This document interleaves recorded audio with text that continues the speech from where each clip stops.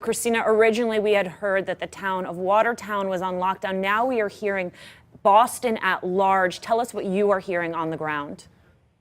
Yeah, the development of Boston elevated the level of threat and the gravity, I think, of what is going on, certainly, or what law enforcement officers believe to be possible here by a significant amount. This is a major metropolitan city.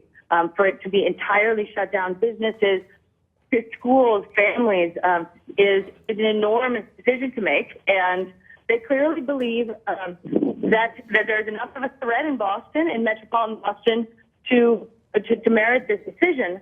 But I think the question remains what the threat is, whether it is a person, whether it's a device, whether it could have been an associate of one of the suspects. They're exploring all their leads. But I think that's a really interesting question. And heaven knows if it is a device, and God forbid there were others of them, you can imagine that the time it would take to clear a city like Boston, it could take weeks. Right now, it's relatively quiet, at least among we haven't had a press meeting in about 30 minutes.